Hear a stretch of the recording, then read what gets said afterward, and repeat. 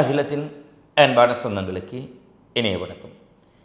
மீண்டும் காலையினூடாக சந்தித்திருக்கின்றோம். ஈரான் அண்மையில் நடத்திய தாக்குதல்கள் துபாயில் அமெரிக்க இராணுவத்திற்கு பேரிழப்பை ஏற்படுத்தியிருப்பதான செய்திகள் தற்போது ஒன்றன் பின் ஒன்றாக வெளியாக இருக்கின்றது. சவுதி அரேபியாவில் நடத்தப்பட்ட தாக்குதலில் மிக பெரிய அளவில் ஒரு பொருளாதார இழப்பை அமெரிக்க இராணுவம் சந்தித்திருக்கின்றார்கள். துபாயில் நடத்திய தாக்குதலில் மிகப்பெரிய இதுவரை இல்லாத அளவுக்கு உயிரிழப்புகள் பதிவாகி இருப்பதான செய்திகள் வெளியாக இருக்கின்றன. ஈரானை எப்படியாவது பேச்சுவார்த்தைக்கு கொண்டு வாருங்கள், தன்னுடைய கைப்புள்ளைகளை பாகிஸ்தானில் ஏவி இருக்கின்றது அமெரிக்கா. அமெரிக்காவின் போர் நிலவரங்களுக்கு மத்தியில் ட்ரம்புக்கு எதிராக மக்கள் போராட்டங்கள் உலகம் முழுவதும் தீவிரமடைந்திருக்கின்றது. இந்நிலையில் தற்போது வெளியாக இருக்கக்கூடிய பிந்திய உலகின் மிக முக்கியமான செய்திகளை இந்த காணொளியில் பார்க்கலாம். இந்த காணொளிக்கு செல்வதற்கு முன்பாக இதற்கு முன்பாக காலை வெளியிடப்பட்ட காணொளியில் அமெரிக்காவினுடைய 50 மாகாணங்களிலும் ஏறக்குறைய 8 மில்லியன் 80 லட்சம் மக்கள் ட்ரம்பினுடைய அடாவடித்தனங்களை கண்டித்து ட்ரம்பினுடைய அட்டூழியங்களுக்கு எதிராக ஈரான் மீது திணிக்கப்பட்ட வலிந்த போருக்கு எதிராக தகுதியற்ற முறையற்ற பொறுப்பற்ற ட்ரம்பை பதவி விலக வேண்டும் என கூறி 8 மில்லியன் மக்கள் அமெரிக்க வரலாற்றிலேயே பெரிய போராட்டம் என்று சொல்லப்படுகின்றது கலந்து கொண்டிருந்தார்கள். அது தொடர்பான செய்திகள், நேரடி காணொளி பதிவுகள் அனைத்தையும் பார்வையிடாத நண்பர்கள் இதற்கு முன்னைய காணொளியில் தெளிவாக அதை பதிவேற்றி இருக்கின்றோம். நேரடியாக களத்தில் இருந்து எமக்கு அனுப்பப்பட்ட காணொளிகளும் அங்கு பதிவேற்றப்பட்டிருக்கின்றன. எனவே அந்த காணொளியை பார்க்கலாம். அமெரிக்காவில் ட்ரம்புக்கு எதிரான போராட்டங்கள் தீவிரமடைந்திருக்கும் சூழ்நிலையில் தமிழில் ஒரு பழமொழி சொல்வார்கள், கெடுவான் கேடு நினைப்பான் என்று. தான் கெட்டு போக வேண்டும் என்று எண்ணக்கூடிய ஒருவன் மற்றவர்களுக்கு கேடு விளைவிக்க வேண்டும் என்ற எண்ணத்திலேயே எப்போதும் இருப்பான். இன்னொருவருக்கு கேடு விளைவிக்க வேண்டும், இன்னொருவனை அழிக்க வேண்டும், இன்னொருவனை வீழ்த்த வேண்டும் என்று ஒருவன் நினைக்கக்கூடியவன் எவ்வாறானவன் என்று சொன்னால், தான் வீழக்கூடியவன், தான் கெட்டு போகக்கூடியவன், தான் அழிவை நோக்கி செல்லக்கூடிய ஒருவனுடைய சிந்தனைகள் அவ்வாறு தான் இருக்கும். அதான் தமிழில் அழகாக கூறார்கள், கெடுவான் கேடு நினைப்பான் என்று.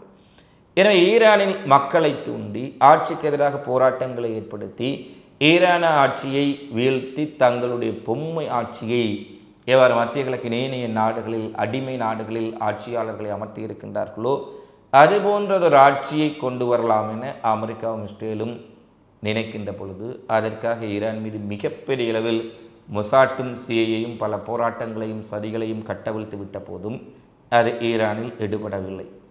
ஈரான் மக்கள் ஆட்சிக்கு ஆதரவாக 1,00,000 பேர் திரண்டால் ஆட்சிக்கு எதிராக ஒரு 2,000 பேர் திரள்கின்றார்கள். இதை மேற்குலக ஊடகங்கள் எவ்வளவு ஊதி பெருப்பித்தாலும் அது எடுபடவில்லை.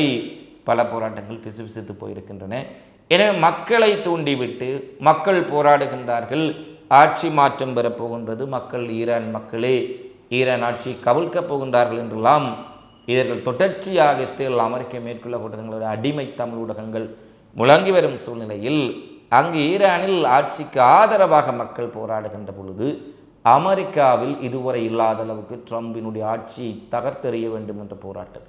அமெரிக்காவின் போராட்டங்களை நாங்கள் விரிவாக பேசியிருப்பதால் அதற்கு முன்னைய காணொளிகளில் பிரிட்டனிலும் ஒரு மிகப்பெரிய போராட்டம் இதுவரை இல்லாத அளவுக்கு 80,000க்கும் மேற்பட்ட மக்கள் ஒன்றிணைந்து போரை முடிவுக்கு கொண்டு வருமாறும் தீவிர வலதுசாரி இனவரி கொள்கைகளுக்கு எதிராகவும் ட்ரம்பு போரை தூண்டி உலகை பேரழிவுக்குட்படுத்துவதற்கு எதிராகவும் மக்கள் போராட்டம் நடத்தி இருக்கின்றார்கள். ட்ரம்ப் போன்ற முட்டாள்தனமான அதிபர்கள் இந்த உலகத்திற்கு வேண்டாம் என்றும் போர் இந்த உலகை அழித்துவிடும் என்று கூறியும் மக்கள் மிகப்பெரிய அளவில் தங்கள் போராட்டத்தை முன்னெடுத்திருக்கின்றார்கள். பிரிட்டனில் மட்டும் போராட்டம் என்று சொன்னால் இத்தாலியினுடைய ரோம் நகரிலும் அமெரிக்காவுக்கு எதிராக ஈரானுக்கு ஆதரவாக மிகப்பெரிய மக்கள் போராட்டங்கள் இன்று வியாபித்திருக்கின்றன.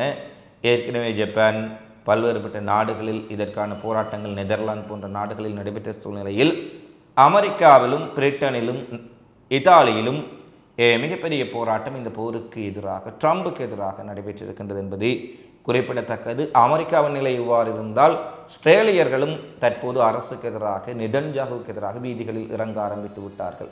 இதுவரை எவ்வளவு ஊடக தணிக்கைகள் பல்வேறுபட்ட அட்டூழியங்கள் ஊடகங்கள் மூடி மறைத்திருந்தாலும் கூட தற்போது இருக்கக்கூடிய சூழலில் அங்கிருக்கும் பாதிப்புகள் கணக்கில் இல்லாதவாறு சென்று விட்டன.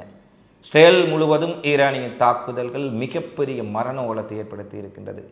குறிப்பாக ஈரானின் உடைய தாக்குதல்கள் காரணமாக 3 வார காலங்களுக்கு மேலாக இஸ்ரேலியர்கள் பங்கர்களுக்குள் பதுங்கு குழிகளுக்குள்ளேயே பதுங்கி கிடக்கின்றார்கள். ஏனெனில் முதல் அவ்வப்போது சைரன்கள் ஒலிக்கும் போது பங்கர்களுக்குள் வந்து புகுந்துவிட்டு பின்பு அவர்கள் தங்களுடைய இயல்பான வேலைகளை பார்க்க முடியும். ஆனால் தற்போது நிலைமை மாறி இருக்கின்றது. ஏனென்றால் 1 மணி நேரத்திற்கு ஒரு முறை 2 மணி நேரத்திற்கு ஒரு முறை சைரன் ஒலிக்க விடப்படுகின்றது. சில இடங்களில் ரேடர்கள் முற்றாக செயலிழந்திருக்கும் சூழ்நிலையில் சைரன்களே ஒலிப்பதில்லை. திடீரென ஏவுகணை வந்து விழுகின்றது, ட்ரோன் வந்து விழுகின்றது, கட்டிடங்கள் வெடித்து சிதறுகின்றன, பற்றி எறிகின்றன. எனவே அவர்கள் நிரந்தரமாகவே பதுங்கு குழிகளுக்குள் பதுங்கியிருக்கும் நிலைக்கு வந்திருக்கின்றார்கள். இது இஸ்ரேலியர்களையும் தற்போது போருக்கு தூண்டியிருக்கும் சூழ்நிலையில் இஸ்ரேலிய மக்கள் மிகப்பெரிய அளவில் கிளர்ந்தெழுந்து டெல் அவிவில் நேற்று ஒரு போராட்டத்தை நடத்தினார்கள்.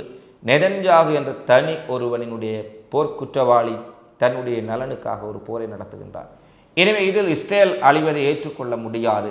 போரை உடனடியாக நிறுத்தி இஸ்ரேலின் அழிவை தடுப்போம், இஸ்ரேலிய மக்களின் உயிரிழப்பை தடுப்போம் என ஒரு மிகப்பெரிய போராட்டம் நேற்று தினம் நள்ளிரவில் மக்கள் இறங்கி இருக்கின்றார்கள். ஆனால் இந்த இனவரி அரசுக்கு ஆதரவாக இருக்கக்கூடிய அரசு படைகள், இராணுவமும் போலீசாரும் மக்களை இரும்பு கரங்கொண்டு அந்த போராட்டத்தை அடக்கி இருக்கின்றார்கள். ஒரு கட்டத்தில் மக்களுக்கும் போலீசாருக்கும் இடையே அங்கங்கே மோதல்கள் வெடித்திருக்கின்றன. 30க்கும் மேற்பட்ட போராட்டத்தில் ஈடுபட்ட நபர்களை அவர்கள் கைது செய்திருக்கின்றார்கள் என்ற செய்தி வழியாக இருக்கின்றது. அமைதியான வழியில் போருக்கு எதிராக போரினுடைய தாக்கங்கள் இஸ்ரேலுக்கு எவ்வளவு அழிவை ஏற்படுத்துகின்றன என்று தெரிவித்து நாங்கள் போராட்டத்தை நடத்தினோம். ஆனால் எங்களை மிக மோசமாக நடத்தி எங்களை வன்முறையை பிரயோகித்து அடக்கிவிட்டார்கள் என இந்த போராட்டத்தில் ஈடுபட்ட ஒரு பெண்மணி கவலையோடு காட்ஸ் பத்திரிகைக்கு குறிப்பிட்டிருக்கின்றார். எனவே வேறு நாடுகளில் நடக்கும் போராட்டங்கள் அடக்கப்படுகின்றன, ஜனநாயக உரிமைகள் மறுக்கப்படுகின்றன என வெளியே நாடகம் போடும் இஸ்ரேல் அமெரிக்கா தங்கள் நாட்டில் நடைபெறும் போராட்டத்தை எப்படி அடக்குகின்றார்கள் என்பதை அங்கு வழியாக காணொலிகளே காண்பிக்கின்றன என்பதையும் நாங்கள் பார்க்கக்கூடியதாக இருக்கின்றது. இந்த சூழலில் தான் இஸ்ரேலுக்குள்ளும் மக்கள் போராட ஆரம்பித்திருப்பது. நெதன்யாகு அரசுக்கும் நாட்கள் எண்ணப்படுகின்றதா என்ற கேள்விகள் தற்போது எழுந்திருக்கின்றன. ஈரான் அரசை இவர்கள் கவிழ்க்கின்றார்களோ இல்லையோ, அமெரிக்கா இஸ்ரேலினுடைய அரசுகள் கவிழ்ந்து விடுமா என்பதுதான் மிகப்பெரிய கேள்விக்குறி. தற்போது அங்கும் போராட்டங்கள் வலுப்பெற தொடங்கி இருக்கின்றன. அடுத்து மத்திய கிழக்கில் நடைபெறும் போரை தணிப்பதற்காக ஈரானை பேச்சுவார்த்தைக்கு மேசைக்கு கொண்டு வர அமெரிக்கா படாத பாடுபடுகின்றார்கள். 5 நாள் போரை நிறுத்துவதாக கூறினார்கள், 10 நாள் போரை நிறுத்துவதாக கூறினார்கள், ஈரான் மீதான பொருளாதார தடைகளை நீக்குவதாக கூறினார். ஈரான் எதற்கும் ஈடுபடவில்லை. அதற்கு 2 காரணங்கள். ஒன்று, பேச்சுவார்த்தைகள் என கடந்த காலங்களில் வரவழைத்துவிட்டு முதுகில் குத்தே பல படுகொலைகளை செய்திருந்தார்கள். 2வது, இந்த போர் ஈரான் மீது வலிந்து திணிக்கப்பட்ட போர், ஈரான் மீது தேவையற்ற முறையில் இவர்களாக ஏற்படுத்திய யுத்தம். எனவே இதற்கு எங்கள் உட்கட்டுமானங்களையும் சேதத்தை ஏற்படுத்தி விட்டீர்கள், இழப்பீடு கொடுக்க வேண்டும், இழப்பீடு கொடுத்தால்தான் பேசுவோம் என்பதை தெளிவாக கூறிவிட்டார்கள். இந்த இழுபறி இருக்கின்ற சூழ்நிலையில் ஹார்முஸ் ஜலச்சந்தியை ஈரானை மீறி திறப்பதற்கு எந்த ஒரு நாடும் அமெரிக்காவுக்கு ஆதரவாக படைகளை இறக்குவதற்கு மறுத்து விட்டார்கள். அமெரிக்க படைகள் ஹார்முஸ் ஜலச்சந்தியை கைப்பற்ற சென்றால் அங்கு என்ன நடக்கும் என்பதை அமெரிக்கர்கள் அறிந்திருக்கின்றார்கள். எனவே அனைவரையும் கூட்டணிக்கு அழைக்கின்றார்கள். யாரும் அமெரிக்கா அழைத்தாலே தொலைபேசியை துண்டித்து விடுவார்கள் போல, நாங்கள் இந்த வம்புக்கும் தும்புக்கும் வரவில்லை என விலக்கிவிட்டார்கள்.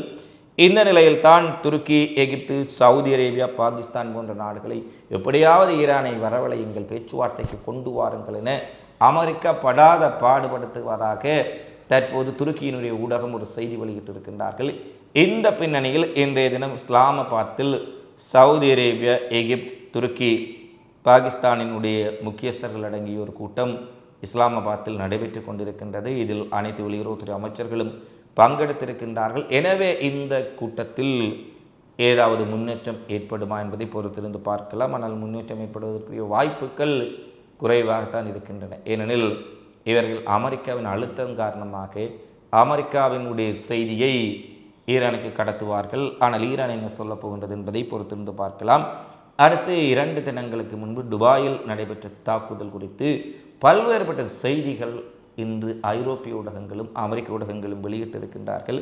அதாவது மார்ச் 28ஆம் தேதி அதிகாலை ஒரு மிகப்பெரிய தாக்குதலை ஈரான் துபாயில் நடத்தி இருந்தார்கள்.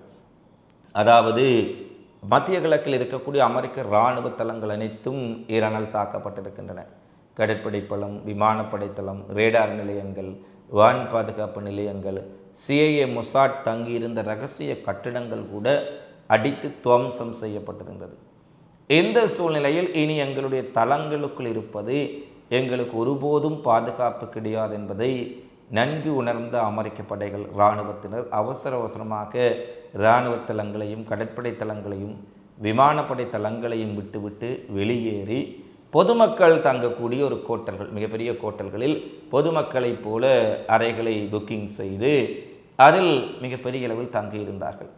அதிலும் குறிப்பாக அபுதாபியில் அமைந்திருக்கக்கூடிய ஒரு மிகப்பெரிய கோட்டல் ஒன்றில் அமெரிக்க இராணுவத்தினர் ஒரு கோட்டலை, அதாவது மிகப்பெரிய கோட்டல் என்று சொன்னால் அதில் ஒரு 200-300 பேர் இருக்கலாம், அதுபோன்ற 4-5 கோட்டல்களை முழுமையாக இராணுவ பயன்பாட்டுக்காக புக்கிங் செய்து, ஆனால் வெளியே சாதாரண சிவில் உடைகளில் சாதாரண பொதுமக்களைப் போலவே, ஒரு டூரிஸ்ட் போல சாதாரண பொதுமக்களைப் போல தங்கி தங்களுடைய நடவடிக்கைகளை மேற்கொண்டு வந்தார்கள். இதை எப்படியோ ஈரான் மோப்பம் பிடித்து விட்டார்கள். ஆகா, அரபு நாடுகள் இந்த விளையாட்டையும் ஆடுகின்றார்களா?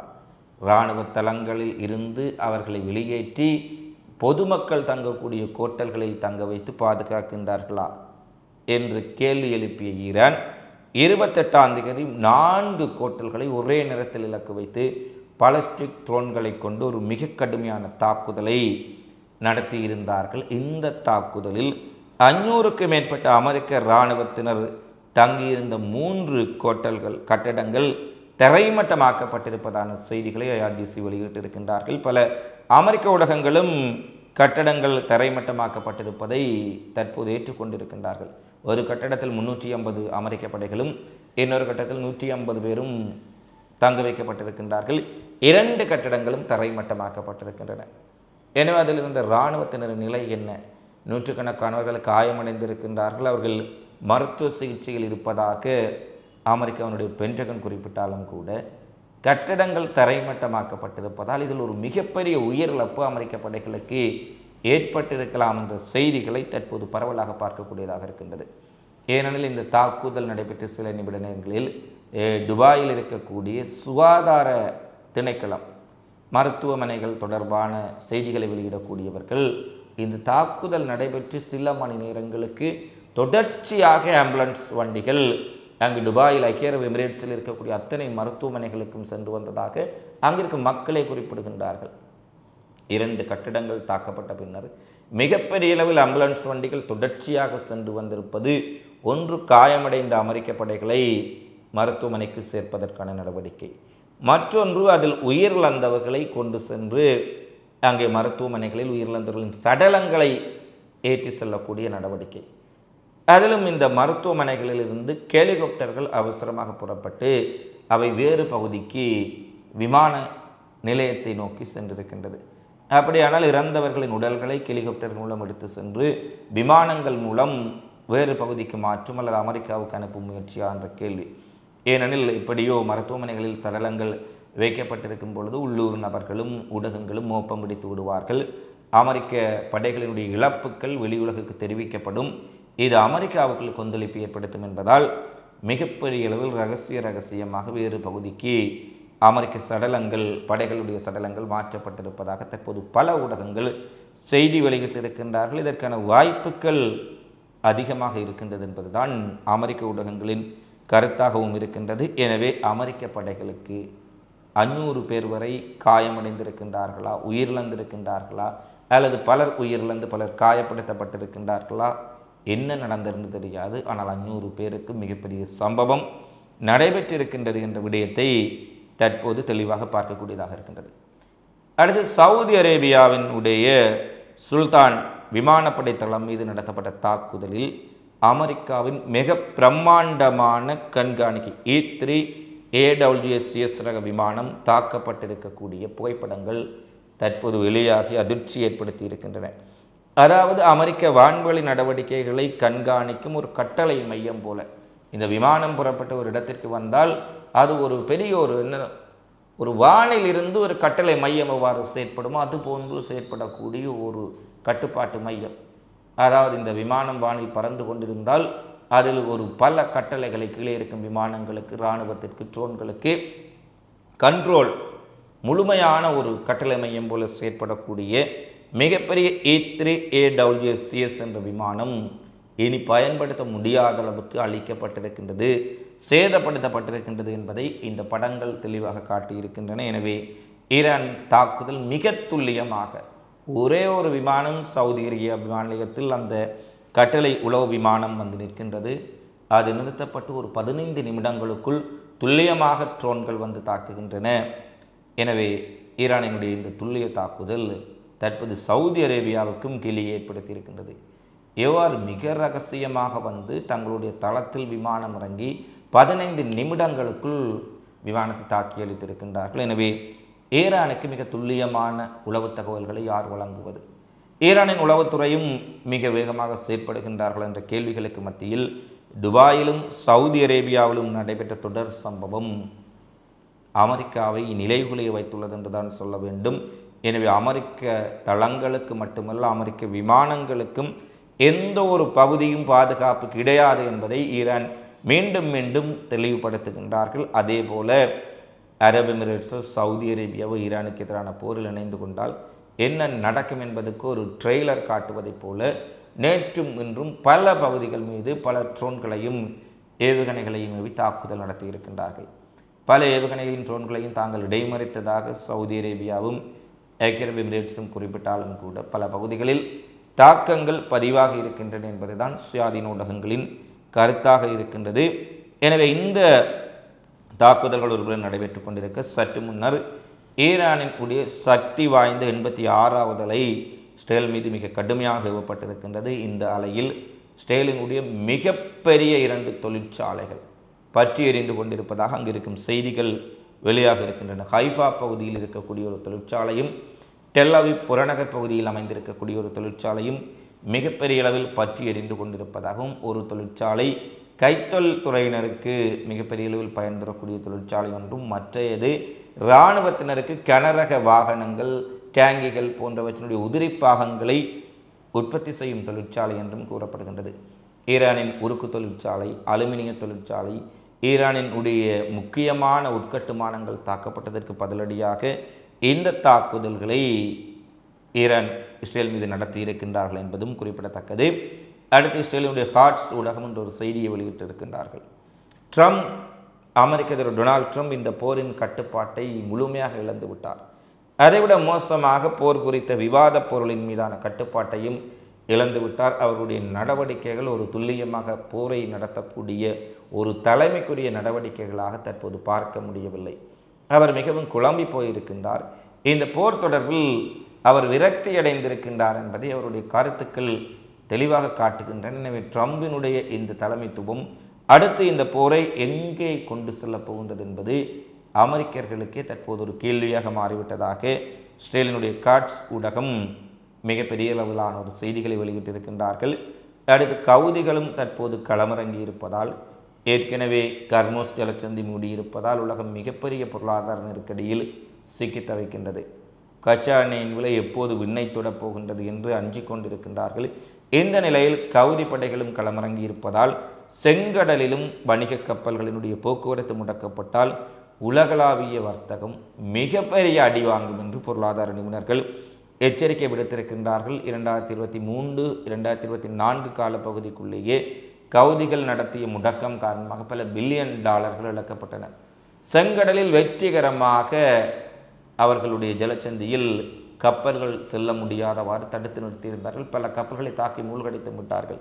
இந்த நிலையில் கவுதிகள் மீண்டும் தாக்குதலை தீவிரப்படுத்தினால் இரட்டை அடி விழும் என்பதால் உலகம் பேராபத்தை சந்திக்கும் என்பதால் கவுதி படை பொறுமையுடன் செயற்பட வேண்டும் என ஐரோப்பிய ஒன்றிய நாடுகள் கவுதிகளுக்கு கோரிக்கை விடுத்திருக்கின்றார்கள். அதாவது, தயவு செய்து நீங்கள் இப்போது தாக்குதல்களை தீவிரப்படுத்தி விட வேண்டாம், செங்கடலில் ஏதாவது கப்பல்களை தாக்கிவிட வேண்டாம், எங்களால் தாங்க முடியாது என ஐரோப்பிய நாடுகள் கவுதிகளிடம் வலிந்து தாங்களாக ஒரு கோரிக்கை வைத்திருக்கின்றார்கள் என்பதையும் பார்க்கக்கூடியதாக இருக்கின்றது. ஆனால் கவுதிகள் இந்த போர் எல்லை கடந்து சென்றால், இஸ்ரேல் அமெரிக்காவுடைய தாக்குதல்கள் எல்லை கடந்தால் நிச்சயமாக கப்பல்களை இலக்கு வைப்பார்கள், மூழ்கடிப்பார்கள் என்பதை அவர்கள் தெரிவித்திருக்கின்றார்கள்.